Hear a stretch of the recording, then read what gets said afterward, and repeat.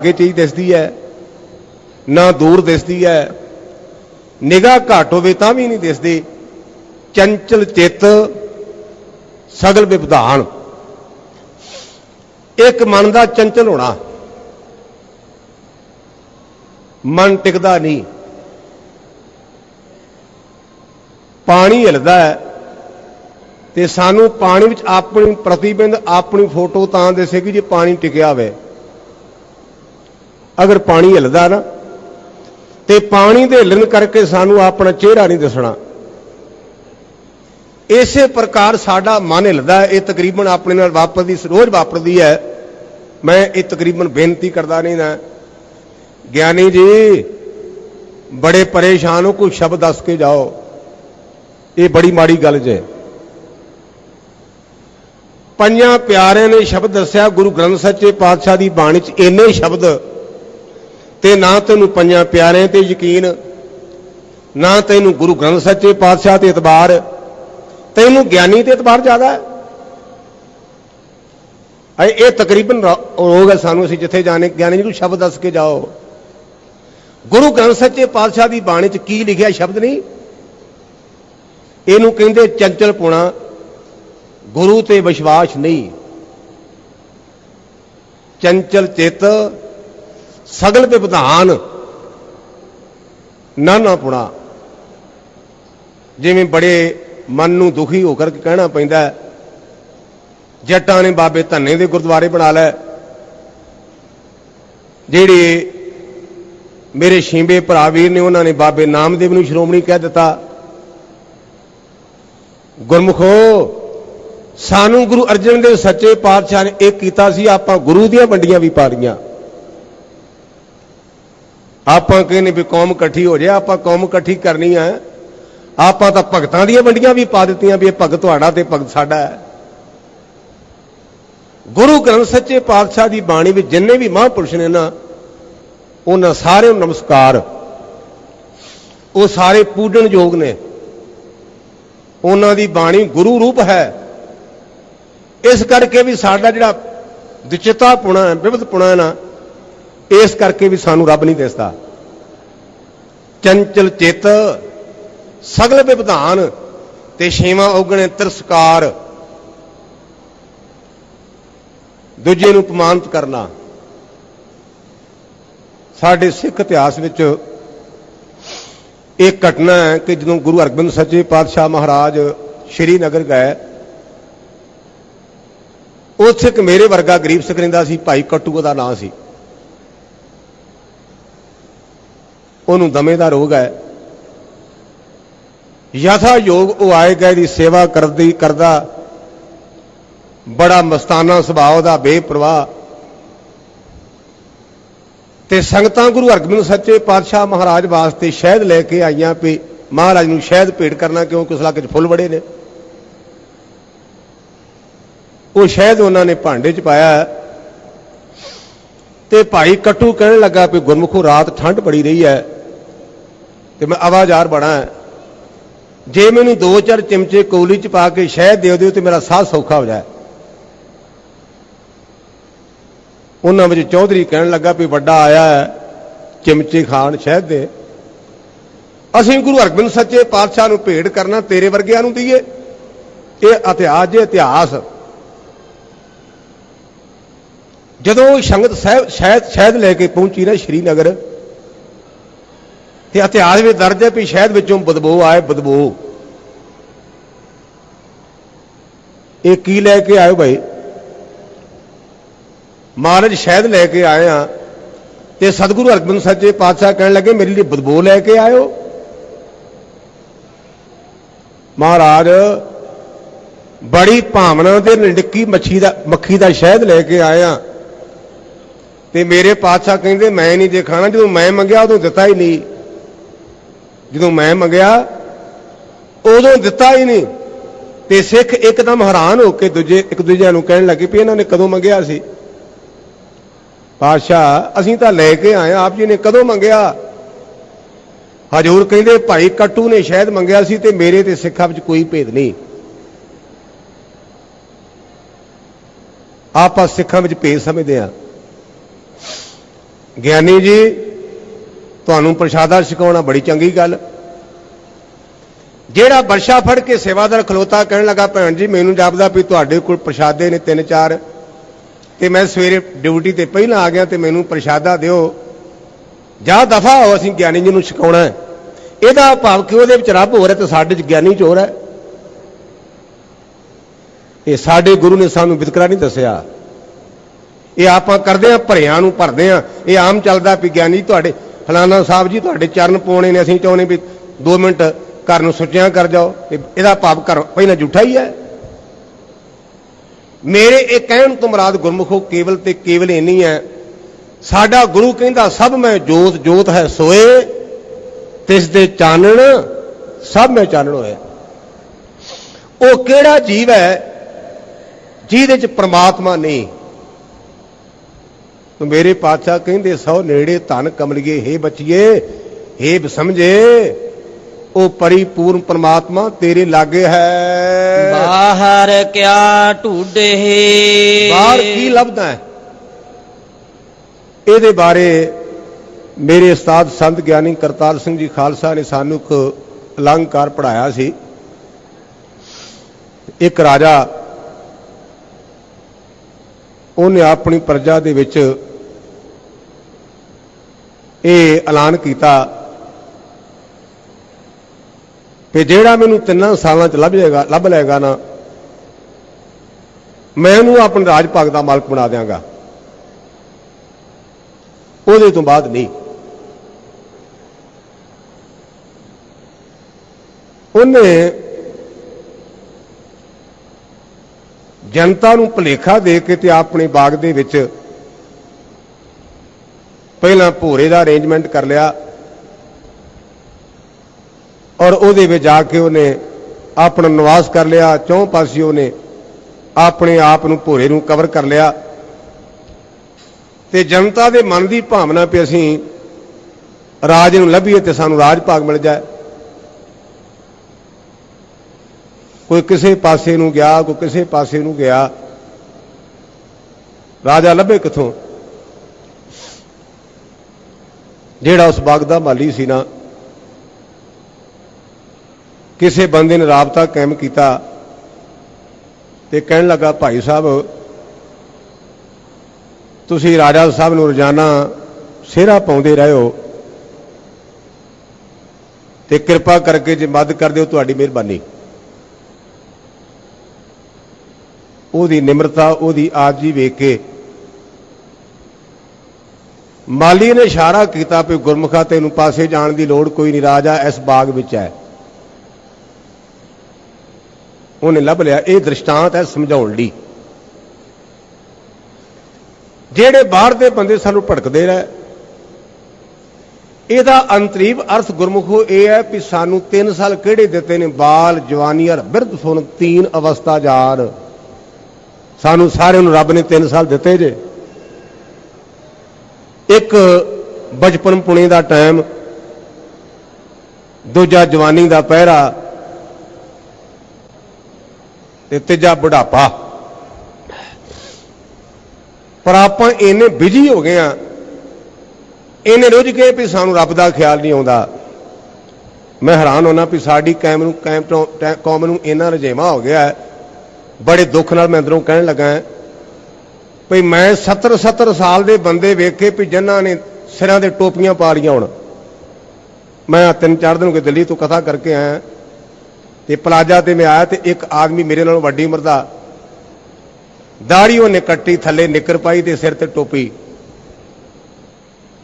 ਤੇ ਮੇਰੇ ਡਰਾਈਵਰ ਨੇ ਮੈਨੂੰ ਇਸ਼ਾਰਾ ਕੀਤਾ ਵੀ ਗਿਆਨੀ ਜੀ ਵੱਲ ਵੇਖੋ। ਮੈਂ ਕਿਹਾ ਵੀ ਮਾਡਰਨ ਬੰਦਾ, ਮਾਡਰਨ। 70 ਸਾਲ ਦੀ ਉਮਰ ਕੀ ਸਿਰ ਤੇ ਟੋਪੀ ਪਾਈ ਹੈ। ਇਹ ਆਪਣੀ ਜਿਹੜੀ ਕਥਾ ਦੂਰ ਦਰਾਡੇ ਜਾਂਦੀ ਹੈ। ਮੈਂ ਬੇਨਤੀ ਕਰਾਂ ਸਾਰਿਆਂ ਨੂੰ, ਪਿਆਰਿਓ, ਦਿੱਲੀ ਦੀ ਸਰਕਾਰ ਸਾਨੂੰ ਟੋਪੀ ਪਾਉਣ ਤੇ ਲੱਗੀ ਰਹੀ ਤੇ ਗੁਰੂ ਹਰਗੋਬਿੰਦ ਸੱਚੇ ਪਾਤਸ਼ਾਹ ਨੇ ਕਿਹਾ ਵੀ ਦਿੱਲੀਏ ਅਸੀਂ ਟੋਪੀ ਨਹੀਂ ਪਾਉਣੀ, ਮੈਂ ਦਸਤਾਰਾਂ ਸਜਾਉਣੀਆਂ।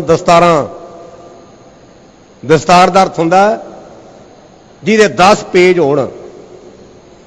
ਇਹ ਸੰਤ ਗਿਆਨੀ ਗੋਬਿੰਦ ਸਿੰਘ ਜੀ ਖਾਲਸਾ ਨੇ ਦਸਤਾਰ ਦੇ ਅਰਥ ਕੀਤੇ ਨੇ ਜਿਹਦੇ 10 ਪੇਜ ਹੋਣ। क्योंकि बाणी च पंक्ति आउंदी है, साबत सूरत दस्तार सिरा। तेरी सूरत साबत होवे, तेरे सिर ते दस्तार होवे। कईयां ने दाड़ियां बधियां ने, पैसे वाले ने थले बहुत वधिया कपड़े पाए पर सिर ते टोपी। और रब दा वास्ता जे मैं गुरु रामदास दा कुकर हो के तुहानूं बेनती करदा, सिख भराओ, जे टोपी आई दस्तार गई ते गुरु दी रहमत भी गई। गुरु हरगोबिंद सच्चे पातशाह की खुशी नहीं जे रहनी, क्योंकि अकाल तख्त तो गुरु हरगोबिंद सच्चे पातशाह ने आख्या सी, सिखा दस्तार पैन। जिहड़ी टोपी ते सहेली सी ना, आपां गुरु हरगोबिंद सच्चे पातशाह दा गुरता गद्दी दे बारे पढ़दे हां। टोपी ते सहेली नूं पासे करके आख्या, बाबा जी हुण टोपियां ते सहेलियां दा टाइम नहीं रहा, गल दस्तार नाल बननी है। और गुरु की बाणी विच भी दस्तार बारे लिखिया, इथों तक लिखिया है कि रब ने भी दस्तार बधी है। खूब तेरी पगड़ी, मीठे तेरे बोल, बाबे नामदेव दा शब्द है। द्वारका नगरी काहे के मगोल, खूब तेरी पगड़ी, मीठे तेरे बोल। इहदा भाव यह आख्या करेंगे रब्बा तेरी टोपी बड़ी वधिया है, यह आख्या करेंगे, कल नूं बाणी बदल देंगे। रब दा वास्ता जे मेरी ये कौमे दस्तार लैगी ते साडे पल्ले कख नहीं। साडे वडेरियां ने कुर्बानियां कीतियां दस्तार लई, अज बदकिस्मती सानू फैशन लै गया, साडी दस्तार चली गई। मैं गुरु का ग्रंथी होने के नाते गुरु के चरणों में अरदास बेनती करदा, मेरा जोर नहीं जे पैंदा। एक दे दस्तार दा मुल पुछना जे ना, मीराकोट चले जाओ, मैं शेख दी नूं कथा करन जाना उत्थे मीराकोट। बाबा मुताब सिंह शहीद जिन्हां ने मस्से का खात्मा किया, नत्था खैरा मुसलमान है, क्योंकि जिहड़ा धर्म है ना, ये वंडदा नहीं, जोड़दा, प्यार पैदा करता है। बाबा मुताब सिंह अमृतधारी, नत्था खैरा एक नेक ईमानदार मुसलमान मोमन, दोवां दा प्यार पै गया। पगां दस्तारां वटालियां, पगां वटालियां। जदों सुखा सिंह ते मुताब सिंह गुरु घिरिया ने मस्से का तमाम काम किया, वारंट जारी हो गए भी इन्हां नूं काबू करो। सरकारी बंदे आए पे, जे मुताब सिंह काबू नहीं आउंदा ते उहदे बच्चों का घाण बच्चा घाण पीड़ दिओ, मार दिओ। पिंड दा चौधरी नत्था खैरा कहने लगा, जे मुताब सिंह दे परिवार नूं आंच आ गई तो मेरी पग नूं दाग लग जाएगी। पगां वालिओ ध्यान दिओ। नत्था खैरा कहंदा भी जे मुताब सिंह दा पुत्र मारिया गया, उहदे परिवार नूं आंच आ गई तो मेरी पग मैली हो गई। मैं दस्तार लई सिर तां दे सकदा, पर मैं पग नूं दाग नहीं लगन देना। गुरु के प्यारिओ, हाकम आए तो कहन लगे, नथिया तू पिंड दा चौधरी है, सानू पता चलिया भी इत्थे मुताब सिंह दा बेटा उन्होंने हवाले कर दिओ। कहने लगा, तुहानू भुलेखा पिया, मैं पता करदा घरों। कर गया, उथे लिखा कि बाबे मुताब सिंह दा बेटा मीरी सिंह जिहदी अगा पुत्र होया बाबा रतन सिंह भंगू जी ने ग्रंथ लिखा प्राचीन पंथ प्रकाश। छोटा जिहा बालका, वो की जाने, उन्हें आण के नत्थे खैरे दीआं लत्थां नूं पा लिया ते कहने लगा, चाचा सुख है? उन्हें आख्या, पुत्रा सुख है भी ते सुख नहीं भी। उन्हें मीरी सिंह नूं चुकिया, घर गया ते अपने पुत्र नूं कहने लगा, पुत्रा अज मसला पग दा है, जे तेरा ये ताए दा पुत्र मारिया गया ना ते लोकां ने अपनी पग वटाई ते किंतु करना है, अज पग वास्ते कुछ ना कुछ करिए। नत्थे खैरे दा पुत्र नाल चलिया, उहदा वफादार नौकर मजबी सिंह चलिया। इसे प्रकार एक होर वफादार उहदा नौकर चलिया, नाल भाणजा चलिया। उन्हां कोल किहड़ियां गन्नां सन, किसे ने सणगा लै लिया। ਜਿਹੜੇ फड़े बोहते रह रहे ना, उन्होंने पता है जिहड़ी आपां पंजाड़ी ते फड़े दे विच एक लम्मी जी ਡਾਂਗ ਟੰਗਦੇ ਸਨ, ਮੈਨੂੰ ਉਹਦਾ ਨਾਮ ਭੁੱਲ ਗਿਆ, ਸੁੱਤ ਜਾਂ ਹੋਰ ਕੁਝ, ਉਹਨੇ ਲੈ ਲਈ। ਔਰ ਉਹਨਾਂ ਚੌਂ ਦੇ ਚੌਂ ਗੁਰੂ ਘੇਰਿਆਂ ਨੇ ਇਸ ਦਸਤਾਰ ਵਾਸਤੇ ਆਪਣੀ ਕੁਰਬਾਨੀ ਦਿੱਤੀ ਤੇ ਮੀਰੀ ਸਿੰਘ ਬਚ ਗਿਆ। ਗੁਰੂ ਘੇਰਿਓ ਉਸ ਨੱਥੇ ਖਹਿਰੇ ਨੇ ਇਹ ਦਸਤਾਰ ਵਾਸਤੇ ਆਪਣੀ ਜਾਨ ਵਾਰੀ। ਗੁਰੂ ਬਾਬਾ ਸਾਡੇ ਤੇ ਕਿਰਪਾ ਕਰੇ। ਮੇਰੇ ਪਾਤਸ਼ਾਹ ਕਹਿੰਦੇ ਬਾਹਰ ਕਿਆ ਢੂਡਾ ਹੈ, ਉਹਨੂੰ ਬਾਹਰ ਕੀ ਲੱਭਦਾ ਹੈ? ਤੈਨੂੰ ਜਵਾਨੀ ਦਾ ਟਾਈਮ ਮਿਲਿਆ, ਤੈਨੂੰ ਬੁਢਾਪੇ ਦਾ ਟਾਈਮ ਮਿਲਿਆ, ਤੈਨੂੰ ਬਾਲ ਅਵਸਥਾ ਮਿਲੀ ਹੈ। ਬਾਲ ਜਵਾਨੀ ਔਰ ਬਿਰਧ ਫੁਨ ਤੀਨ ਅਵਸਥਾ ਜਾਨ। ਉਸ ਪ੍ਰਮਾਤਮਾ ਨੂੰ ਬਾਹਰ ਨਾ ਲੱਭ, ਉਹਨੂੰ ਅੰਦਰੋਂ ਲੱਭਣਾ ਕਰ। ਭੈ ਕੀਆ ਦੇਹ ਸਲਾਈਆਂ ਨੈਣੀ। ਯਾਦ ਰੱਖੀ, ਪ੍ਰਮਾਤਮਾ ਦਾ ਭੈ ਕਰਨਾ ਇਹ ਸਲਾਈਆਂ ਪਾਉਣੀਆਂ ਹਨ। ਔਰ ਇਸੇ ਤਰ੍ਹਾਂ ਭਾਵ ਕਾ ਕਰ ਸੀਗਾਰੋ। ਹੁਣ ਤਾਂ ਜ਼ਮਾਨਾ ਬਦਲ ਗਿਆ ਕਿ ਸੁਰਮੁਚੂ ਹੁੰਦੇ ਸਨ। ਜਿਹੜਾ ਉਹ ਸੁਰਮੁਚੂ ਪਾਉਣਾ ਉਹ ਭਾਵ ਦਾ, ਜਿਹੜੀਆਂ ਸਲਾਈਆਂ ਪਾਉਣੀਆਂ ਨੇ ਭੈ ਦੀਆਂ, ਭਾਵ ਉਸ ਪ੍ਰਮਾਤਮਾ ਦਾ ਡਰ ਰੱਖ, ਪ੍ਰਮਾਤਮਾ ਨਾਲ ਪਿਆਰ ਰੱਖ। ਸੁਹਾਗਣ ਜਾਣੀਐ ਲੱਗੀ। ਇਹ ਭਾਈ ਸ਼ਿੰਗਾਰ ਕਰਨਾ ਹੈ। ਇੱਕ ਪ੍ਰਮਾਤਮਾ ਦਾ ਭੈ ਕਰਨਾ, ਇੱਕ ਪ੍ਰਮਾਤਮਾ ਨਾਲ ਪ੍ਰੇਮ ਕਰਨਾ। ਸੋ ਇਸ ਪ੍ਰਕਾਰ ਉਹੋ ਹੀ ਜੀਵ ਅਸਲੀ ਨੂੰ ਸੁਹਾਗਵੰਤੀ ਜਾਣਿਆ ਜਾਏਗਾ। ਜਾ ਸੋ ਧਰੇ ਪਿਆਰੋ। ਕਹਿੰਦੇ ਨੇ ਭਾਈ ਜੇ ਤੂੰ ਪਰਿਪੂਰਨ ਪ੍ਰਮਾਤਮਾ ਨਾਲ ਪ੍ਰੇਮ ਰੱਖੇ ਤਾਂ ਗਿਆਨੀ ਬਾਲੀ ਕਿਆ ਕਰੇ। ਇਹ ਕਿਵੇਂ ਸਮਝ, ਬੱਚੀ ਜੀ ਦੀ ਉਮਰ ਛੋਟੀ ਹੈ ਜਾਂ ਜਿਹਨੂੰ ਪਤਾ ਨਹੀਂ, ਉਹ ਵਿਚਾਰੀ ਕੀ ਕਰ ਸਕਦੀ ਹੈ। ਜਾ ਧਨ ਕੰਤ ਨ ਭਾਵੈ। ਜਿਹੜੀ ਪਤੀ ਪ੍ਰਮਾਤਮਾ ਨੂੰ ਚੰਗੀ ਨਹੀਂ ਲੱਗੀ, ਉਹ ਕੀ ਕਰੇਗੀ ਜੀਵ ਰੂਪੀ ਇਸਤਰੀ। ਕਰਨ ਪਲਾ ਕਰੇ ਬਹੁ ਤੇਰੇ। ਪਲਾ ਤੋਂ ਭਾਵ ਹੁੰਦਾ ਕੀਰਨੇ ਪਾਉਣੇ। ਇੱਕ ਪੰਜਾਬੀ ਦਾ ਲਫ਼ਜ਼ ਹੈ, ਅੱਜ ਕੱਲ ਦੀ ਪੀੜ੍ਹੀ ਨੂੰ ਪਤਾ ਨਹੀਂ, ਤੇ ਕਿਸੇ ਨਜ਼ਦੀਕੀ ਦੀ ਮੌਤ ਹੋ ਜਾਣੀ ਤੇ ਭੋਮਾ ਮਾਰ ਕੇ ਰੋਣਾ, ਤਰਲੇ ਮਾਰ ਮਾਰ ਕੇ ਉਹਨੂੰ ਕੀਰਨੇ ਕਹਿੰਦੇ ਹਨ। ਪਲਾ ਦਾ ਭਾਵ ਕੀਰਨੇ ਪਾਉਣੇ। ਕਰਨ ਪਲਾ ਕਰੇ ਬਹੁ ਤੇਰੇ। ਆਪਣੀ ਪਤੀ ਦੀ ਪ੍ਰਾਪਤੀ ਵਾਸਤੇ ਇਹ ਜੀਵ ਰੂਪੀ ਇਸਤਰੀ ਭਾਵੇਂ ਕਿੰਨੇ ਕੀਰਨੇ ਪਾਉਂਦੀ ਹੈ। ਸਾ ਧਨ ਮਹਿਲ ਨ ਪਾਵੈ। ਪਰ ਉਹ ਪਤੀ ਪ੍ਰਮਾਤਮਾ ਨੂੰ ਪ੍ਰਾਪਤ ਨਹੀਂ ਕਰ ਸਕਦੇ। ਬਿਨ ਕਰਮਾ ਕਿਛ ਪਾਈਐ ਨਾਹੀ। ਕਰਮਾਂ ਤੋਂ ਭਾਵ ਹੁੰਦਾ ਨਿਸ਼ਕਾਮ ਕਰਮ। ਆਪਾਂ ਕਰਮ ਤਾਂ ਸਾਰੇ ਕਰਦੇ ਪਰ ਕਰਦੇ ਸਕਾਮ ਹਾਂ। ਮੈਨੂੰ ਆਹ ਮਿਲ ਜੇ, ਮੈਨੂੰ ਉਹ ਮਿਲ ਜਾਏ। ਹਜ਼ੂਰ ਕਹਿੰਦੇ ਨਿਸ਼ਕਾਮ ਕਰਮਾਂ ਤੋਂ ਬਿਨਾਂ ਬਾਤ ਨਹੀਂ ਬਣਨੀ। ਜੇ ਬਹੁ ਤੇਰਾ ਧਾਵੈ। ਭਾਵੇਂ ਆਪਾਂ ਜਿੰਨਾ ਮਰਜੀ ਧਾਵੇ ਤੋਂ ਭਾਵ ਦੌੜਦੇ ਫਿਰੀਏ। ਲੱਭ ਲੋਭ ਅਹੰਕਾਰ ਕੀ ਮਾਤੀ। ਲੱਭ ਦਾ ਭਾਵ ਹੁੰਦਾ ਖਾਣ ਦਾ ਲਾਲਚ। ਲੋਭ ਦਾ ਭਾਵ ਹੁੰਦਾ ਜੋੜਨ ਦਾ ਤਮਾ। ਖਾਣ ਦਾ ਲਾਲਚ ਹੈ, ਜੋੜਨ ਦਾ ਤਮਾ ਹੈ, ਹੰਕਾਰ ਦੀ ਮਸਤੀ ਹੈ। ਮਾਇਆ ਮਾਹੇ ਸਮਾਣੀ। ਸੋ ਇਸ ਪ੍ਰਕਾਰ ਇਹ ਜੀਵ ਰੂਪੀ ਇਸਤਰੀ ਮਾਇਆ ਵਿੱਚ ਖਜਤ ਹੋ ਚੁੱਕੀ ਹੈ। ਜਿੱਥੇ ਵੀ ਗੱਲ ਕਰਨੀ ਮਾਇਆ ਦੀ ਕਰਨੀ ਪਈ। ਜੇ ਅਸੀਂ ਤੁਹਾਡੇ ਕੋਲ ਆਈਏ ਤੇ ਕੀ ਦਿਓਗੇ? ਜੇ ਸਾਡੇ ਕੋਲ ਆਏ ਤੇ ਕੀ ਕਰੋਗੇ? ਖਾਣਾ ਆਧਾਰ ਤੇ ਬਹਿਣਾ ਵਿਚਕਾਰ, ਇਹ ਸਾਡੀ ਪੋਜੀਸ਼ਨ ਹੈ। ਪੱਲੇ ਕੱਖ ਨਹੀਂ। ਖਾਣਾ ਆਧਾਰ ਤੇ ਬਹਿਣਾ ਵਿਚਕਾਰ। ਗੁਰੂ ਬਾਬਾ ਸਾਡੇ ਤੇ ਕਿਰਪਾ ਕਰੇ।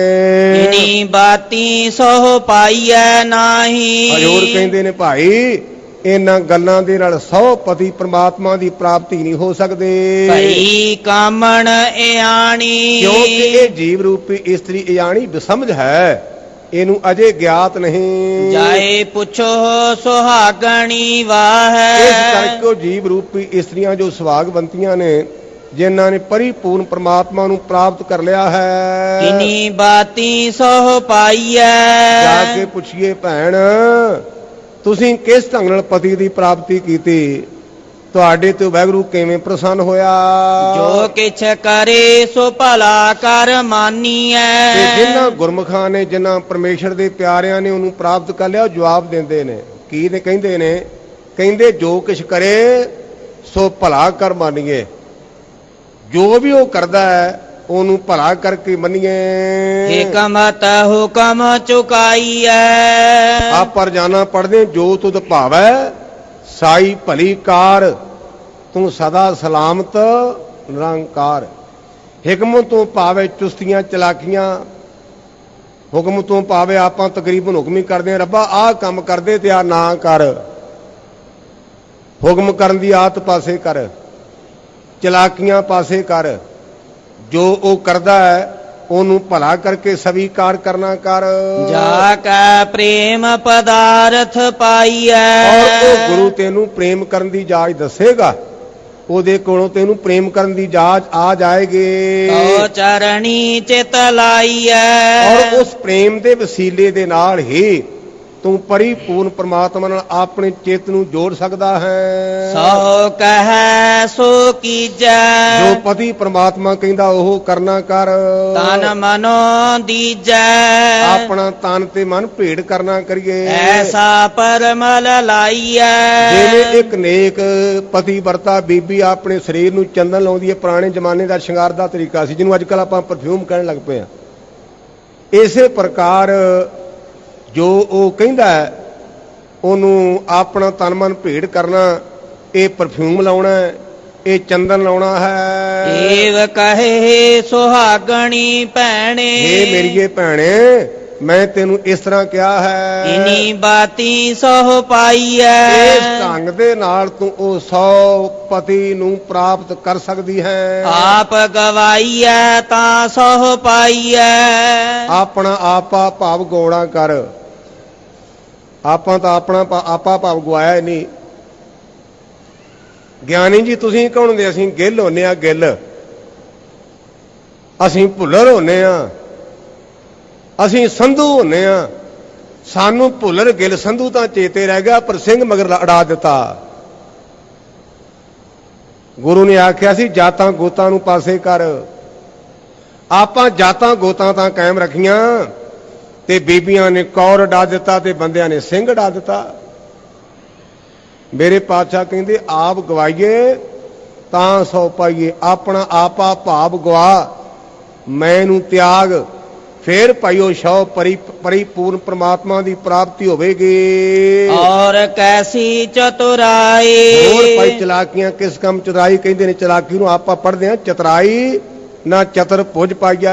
ਸੋ ਨਦਰ ਕਰ ਦੇਖੈ ਸੋ ਦਿਨ ਲੇਖੈ। ਜਿੱਦਣ ਤੇਰੀ ਮੈਂ ਚਲੀ ਗਈ ਤੈਨੂੰ ਪਰਿਪੂਰਨ ਪ੍ਰਮਾਤਮਾ ਨਿਗਾਹ ਭਰ ਕੇ ਦੇਖੇਗਾ।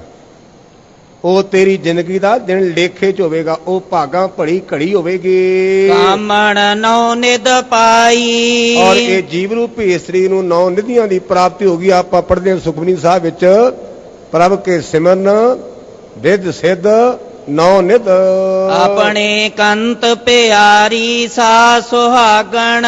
ਜਿਹੜੀ ਭਾਈ ਆਪਣੇ ਪਤੀ ਪ੍ਰਮਾਤਮਾ ਨੂੰ ਚੰਗੀ ਲੱਗੀ ਉਹੋ ਹੀ ਸੁਹਾਗਵੰਤੀ ਹੈ। ਨਾਨਕ ਸਾ ਸਬਰਾਈ। ਸਬਰਾਵੀ ਤੋਂ ਭਾਵ ਉਹ ਅਕਲ ਵਾਲੀ, ਉਹ ਦਾਨੀ, ਉਹ ਭਰਾਵਾਂ ਵਾਲੀ, ਉਹ ਰਾਣੀ ਜਾਣਨਾ ਕਰੋ। ਐਸੇ ਰੰਗ ਰਾਤੀ ਸਹਿਜ ਕੀ ਮਾਤੀ। ਕਹਿੰਦੇ ਇਹੋ ਜਿਹਾ ਰੰਗ ਲੱਗਾ ਮਨ ਅਡੋਲ ਹੋ ਗਿਆ, ਕਾਹਲੀ ਨਹੀਂ ਪੈਂਦੀ। ਜਿਵੇਂ ਆਪਾਂ ਆਗਰੇ ਜਾਂਦੇ ਆ, ਉੱਥੇ ਗੁਰਦੁਆਰਾ ਮਾਈ ਥਾਨ ਹੈ ਔਰ ਉੱਥੇ ਇਤਿਹਾਸ ਲਿਖਿਆ ਕਿ ਪਹਿਲੇ ਪਾਤਸ਼ਾਹ ਮਹਾਰਾਜ ਨੂੰ ਉਹ ਬੀਬੀ ਥਾਨ ਦੇਣ ਲੱਗੀ। ਇਹ ਉੱਥੇ ਇਤਿਹਾਸ ਲਿਖਿਆ ਗੁਰਦੁਆਰੇ ਸਾਹਿਬ 'ਚ। ਤੇ ਸਤਿਗੁਰੂ ਪਾਤਸ਼ਾਹ ਕਹਿਣ ਲੱਗੇ ਬੀਬਾ ਅਸੀਂ ਨਾਵੇਂ ਜਾਮੇ ਚਾਹਾਂਗੇ ਉਦੋਂ ਲੈ ਲਾਂਗੇ। ਤੇ ਸਾਡੇ ਵਰਗਾ ਹੁੰਦਾ ਤੇ ਕਹਿਣਾ ਸੀ ਸਾਨੂੰ ਟਾਲ ਦਿੱਤਾ ਹੈ। ਬੀਬੀ ਨੇ ਸਬਰ ਰੱਖਿਆ ਔਰ ਦੀਨ ਦੁਨੀਆ ਦੇ ਮਾਲਕ ਧੰਨ ਗੁਰੂ ਤੇਗ ਬਹਾਦਰ ਪਾਤਸ਼ਾਹ ਉਸ ਬੀਬੀ ਨੇ ਥਾਨ ਭੇਟ ਕੀਤਾ ਤੇ ਗੁਰਦੁਆਰੇ ਦਾ ਨਾਮ ਰੱਖਿਆ ਜੇ ਮਾਈ ਥਾਨ। ਜਿਹੜਾ ਸ਼ਬਦ ਆਪਾਂ ਪੜ੍ਹਦੇ ਨਾ, ਸੁਣ ਵੱਡਾ ਆਕੇ ਸਭ ਕੋਈ ਕੇਵੜ ਵੱਡਾ ਡੀਠਾ ਹੋਏ, ਇੱਕ ਉਹ ਸ਼ਬਦ ਤੇ ਮੈਂ ਭੁੱਲ ਗਿਆ ਜਿਹੜਾ ਇਹ ਸ਼ਬਦ ਹੈ ਜਿਹਦੀ ਆਪਾਂ ਅੱਜ ਕਥਾ ਕੀਤੀ ਹੈ ਨਾ, ਇਹ 2 ਸ਼ਬਦ ਗੁਰੂ ਨਾਨਕ ਪਾਤਸ਼ਾਹ ਨੇ ਉਸ ਬੀਬੀ ਦੇਸਾਂ ਦੇ ਪ੍ਰਥਾਏ ਚਾਰਨ ਕੀਤੇ ਨੇ। ਇਹਦੀ ਭੂਮਿਕਾ ਇਹ ਹੈ, ਇਹ ਮੇਰੀ ਕਮਜ਼ੋਰੀ ਕਿ ਮੈਨੂੰ ਭੁੱਲ ਗਿਆ। ਇਹ ਅਨੜੀਏ ਮਨੜਾ ਕਾਇ ਕਰੇ, ਇੱਕ ਇਹ ਸ਼ਬਦ ਤੇ ਦੂਜਾ ਸੁਣ ਵੱਡਾ ਆਖੇ ਸਭ ਕੋਏ। ਇਹ 2 ਸ਼ਬਦ ਸਤਿਗੁਰੂ ਪਾਤਸ਼ਾਹ ਨੇ ਆਗਰੇ ਮਾਈ ਥਾਨ ਵਾਲੀ ਥਾਂ ਤੇ ਉਚਾਰਨ ਕੀਤੇ ਹਨ। ਐਸੇ ਰੰਗ ਰਾਤੀ ਸਹਿਜ ਕੀ ਮਾਤੀ।